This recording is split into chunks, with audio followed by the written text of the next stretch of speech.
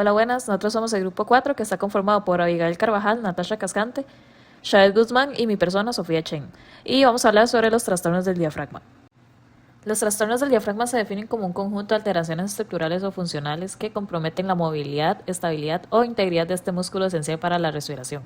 Estas alteraciones pueden afectar la capacidad del diafragma para contraerse y relajarse adecuadamente, lo que repercute directamente en la eficacia del proceso ventilatorio. Como consecuencia, puede presentarse una disminución de la capacidad inspiratoria y una menor resistencia de la musculatura respiratoria, lo cual puede comprometer la ventilación pulmonar, especialmente en pacientes con enfermedades respiratorias o neuromusculares. El diafragma es una estructura musculotendinosa fundamental para la respiración.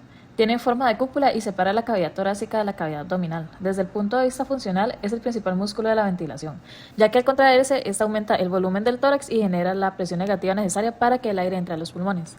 La integridad anatómica y funcional del diafragma es esencial para que la mecánica respiratoria sea eficiente.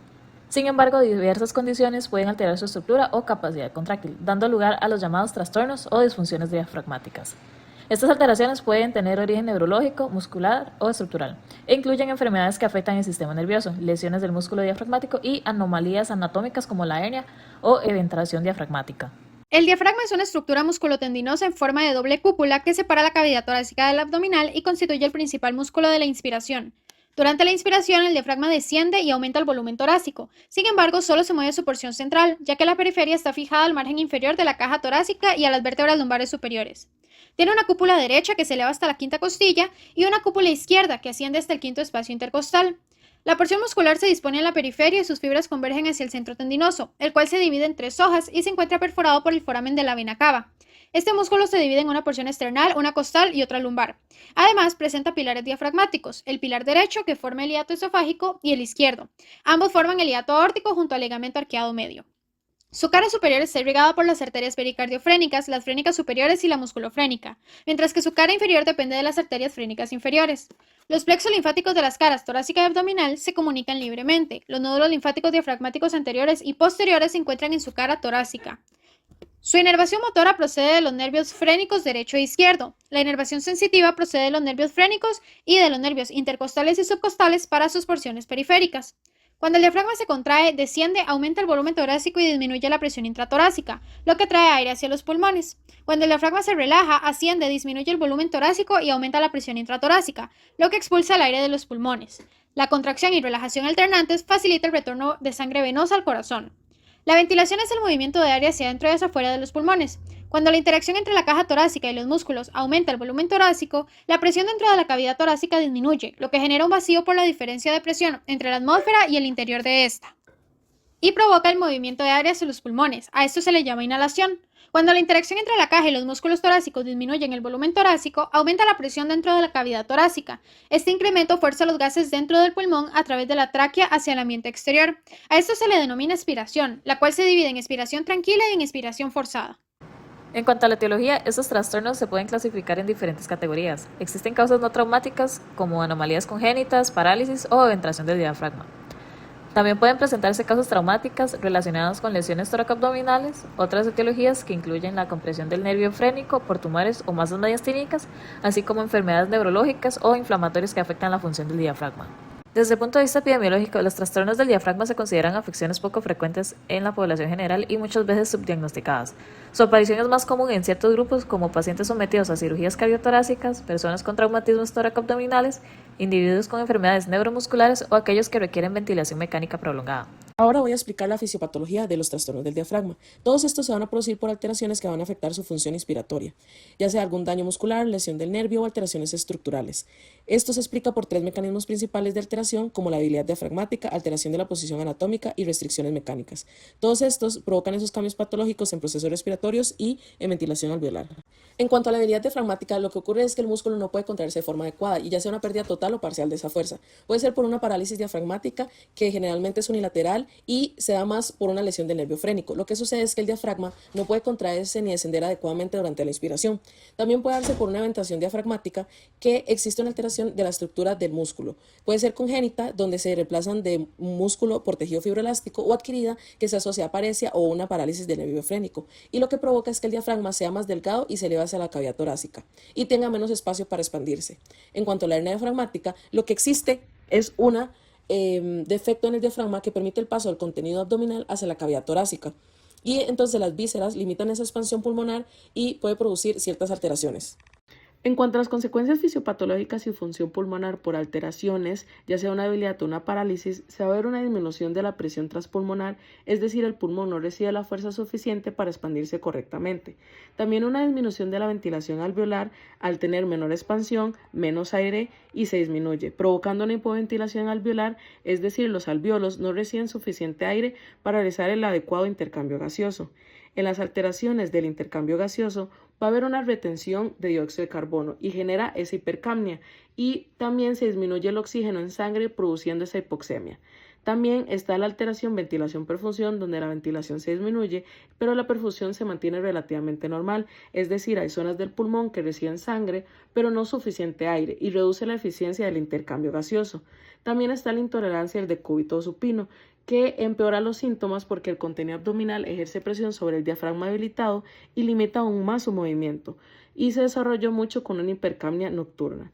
En cuanto al impacto en la función pulmonar, se va a presentar un patrón restrictivo ventilatorio de origen extrapulmonar, donde se va a ver una disminución de la capacidad vital que refleja una menor cantidad de aire que el paciente puede movilizar, una disminución de la capacidad pulmonar total, donde el pulmón no puede expandirse completamente, pero la relación FEV1 y FVC se mantiene normal e incluso aumentada, donde también hay una disminución de la presión inspiratoria máxima que indica que la fuerza de los músculos inspiratorios y especialmente la del diafragma. En cuanto a los diagnósticos del trastorno de diafragma, es una combinación de imágenes y pruebas funcionales respiratorias. En cuanto a la radiografía de tórax, es el primer estudio donde se puede observar una elevación de uno o ambos semidiafragmas y una disminución del volumen pulmonar basal, atelectasias subsementarias, hernias y limitada para evaluar la función dinámica. En cuanto al ultrasonido diafragmático, es un método no invasivo que permite evaluar la excursión y el engrosamiento del músculo durante la respiración. En cuanto a la fluoroscopía diafragmática o sniff test, va a evaluar el movimiento dinámico del diafragma durante la inspiración. En caso de parálisis se puede observar un movimiento paradójico y debilidad bilateral es escaso o nulo el descenso. En cuanto a las pruebas de función pulmonar, se observa un patrón restrictivo con disminución de la capacidad vital y la capacidad pulmonar total. También tenemos la presión inspiratoria máxima o PIM, que va a evaluar esa fuerza de la musculatura inspiratoria. Y la electromiografía diafragmática y estimulación del nervio frágnico es para diferenciar entre una causa neuropática versus miopática y se usa en casos específicos. Los trastornos del diafragma pueden clasificarse en varias entidades principales. La primera es la parálisis diafragmática, que puede ser unilateral o bilateral, y suele asociarse al daño del nervio frénico o debilidad del músculo diafragmático. Dependiendo de la causa, puede ser temporal o permanente. Otra entidad es la venturación diafragmática, que consiste en la elevación anormal de un hemidiafragma debido a un defecto en la estructura muscular, lo que produce un movimiento paradójico durante la respiración. También se encuentra la hernia diafragmática congénita, causada por un defecto en el desarrollo embrionario del diafragma que permite el paso del contenido abdominal hacia el tórax. Y finalmente, la hernia diafragmática traumática ocurre como consecuencia de traumatismos graves que producen una ruptura del diafragma y el desplazamiento de órganos abdominales hacia la cavidad torácica. Los pacientes pueden presentar disnea, que es la experiencia subjetiva de dificultad respiratoria compuesta de sensaciones cualitativamente distintas, variantes en intensidad. Se puede clasificar en aguda y crónica. Si la disnea empeora a los pocos minutos de adoptar la posición en decúbito, se le denomina ortopnea y se asocia con taquipnea y respiración rápida y superficial.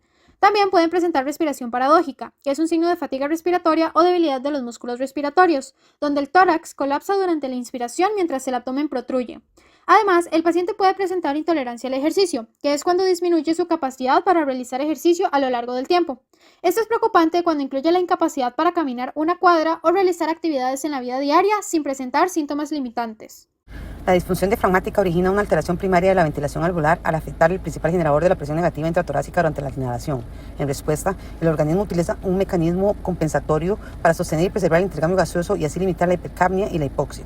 Cuando no hay una contracción diafragmática eficaz, incrementa la actividad de los músculos accesorios de la respiración para facilitar la expansión del tórax. Esto permite conservar una ventilación basal, aunque implica un aumento del esfuerzo respiratorio y del gasto energético, lo que lleva a la aparición de fatiga muscular y disnea progresiva. Además, se incrementa la frecuencia respiratoria, ya que la reducción del volumen corriente obliga al centro respiratorio a aumentar la cantidad de ciclos respiratorios por minuto para mantener la respiración. Se debe tomar en cuenta que la respiración rápida y superficial eleva la ventilación del espacio muerto y no soluciona la hipoventilación de los alvéolos, lo que contribuye a la retención de dióxido de carbono, especialmente durante el sueño y decúbito supino. Cuando la evolución es prolongada, la hipoxemia crónica estimula la producción de eritropoyetina, que lleva al aumento de la masa eritrocitaria y al desarrollo de polisistemias secundarias. Esto mejora la capacidad de transporte de oxígeno, pero no llega a corregir la alteración ventilatoria de base y puede estar asociado al aumento de la viscosidad de la sangre. Esta hipoxia alveolar mantenida también provoca vasoconstricción pulmonar. En un principio, ese mecanismo actúa como una adaptación y redistribuye el flujo sanguíneo a áreas con mejor ventilación, pero a medida que la hipoxia se prolonga, la vasoconstricción se vuelve generalizada e incrementa la resistencia vascular del pulmón, lo que resulta en el desarrollo de hipertensión pulmonar secundaria y en sobrecarga del ventrículo derecho. La pérdida de función y el diafragma interfiere en la coordinación toracoabdominal y provoca el movimiento paradójico del diafragma durante la inspiración. Esto refleja la incapacidad del músculo para contraerse efectivamente y es indicador clínico de disfunción diafragmática significativa. El manejo se basa en la causa, la extensión del compromiso y la repercusión clínica. En pacientes con parálisis diafragmática unilateral y síntomas leves o ausentes, el abordaje de carácter es conservador y se enfoca en la observación clínica y el monitoreo de la función respiratoria. Cuando hay hipoventilación alveolar con relevancia clínica, la ventilación no invasiva representa una opción terapéutica clave, especialmente durante las horas de sueño. Esto mejora la oxigenación, disminuye la hipercapnia y alivia el trabajo respiratorio, lo que mejora la calidad de vida del paciente. Para pacientes que presentan síntomas y limitaciones funcionales constantes, la aplicatura diafragmática es una opción quirúrgica viable. Esto ayuda a minimizar el ascenso involuntario de mi diafragma afectado y optimiza la mecánica respiratoria, y está vinculado a aumentos sostenidos de la capacidad vital forzada y a la reducción de la sensación de dificultad para respirar. En casos donde el músculo diafragmático se encuentra estructuralmente sano pero tiene afectación de la conducción nerviosa, se utiliza estimulación diafragmática. Este método facilita la generación de contracciones rítmicas del diafragma y disminuye la dependencia de soporte ventilatorio externo. Un componente esencial del tratamiento global es la rehabilitación respiratoria, que abarca el tratamiento de los músculos respiratorios. También incluye la fisioterapia en la zona torácica para mejorar la función residual y reducir la carga respiratoria de músculos accesorios. Para entender mejor la fisiopatología, se presenta el siguiente caso clínico donde un paciente consulta por una disnea progresiva.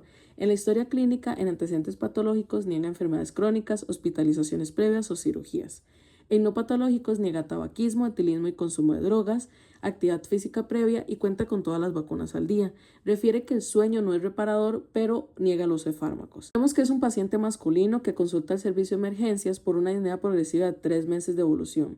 Refiere antecedentes de trauma cervical por arma blanca ocurrido 4 meses antes. En el momento fue atendido, se realizó sutura de herida cervical izquierda sin intervención quirúrgica mayor. No se documentaron lesiones vasculares ni neurológicas mayores. Semanas posterior al trauma, el paciente nota disnea del esfuerzo que progresa y se presenta hasta en actividades cotidianas. Empeora la disnea en posición supina. Niega tos, fiebre, expectoración o dolor torácico. En el examen físico, los signos vitales tienen una frecuencia de respiración de 20 respiraciones por minuto, la frecuencia cardíaca 82 latidos por minuto, la presión arterial 118/76, la saturación de oxígeno 93%. En cuanto al tórax, presenta una inspección, movimientos respiratorios asimétricos con menor expansión del hemitórax izquierdo. A la palpación, aplexación disminuida en base izquierda. En percusión, una submatidez en base pulmonar izquierda. Y en auscultación, un murmullo vesicular disminuido en base izquierda sin ruidos agregados. En cuanto al estudio de imágenes, tenemos que en la radiografía del tórax se observa una elevación del hemidiafragma izquierdo y una disminución del volumen pulmonar basal. En la tomografía se ve un ascenso del hemidiafragma sin evidencia de una hernia, lo que puede orientar hacia un trastorno funcional. Y la resonancia magnética es una evidencia de lesión del nervio frénico que explica esta parálisis diafragmática. En cuanto a la gasometría, podemos ver que hay un pH de 7,36 que está en el rango normal, ligeramente hacia el ácido. La presión arterial de dióxido de carbono está en 48, lo cual está elevado y entonces hay una retención de dióxido de carbono. También la presión arterial de oxígeno está disminuida, lo cual indica una hipoxemia leve. El bicarbonato es de 26, está dentro del rango normal. La saturación de oxígeno es menor al 93, lo cual apoya la hipoxemia. Y en conjunto estos hallazgos indican una hipoventilación alveolar con retención de dióxido de carbono y disminución de oxígeno. En espirometría se observa una disminución de la capacidad vital forzada y del FEP1, pero con una relación FEP1-CVF conservada que indica un patrón restrictivo y no obstructivo. La capacidad pulmonar total está disminuida, lo que confirma una restricción verdadera al volumen pulmonar, y el PIM reducido también demuestra una debilidad de los músculos inspiratorios. Los hallazgos sugieren una disfunción o debilidad diafragmática que provoca hipoventilación y un patrón restrictivo pulmonar.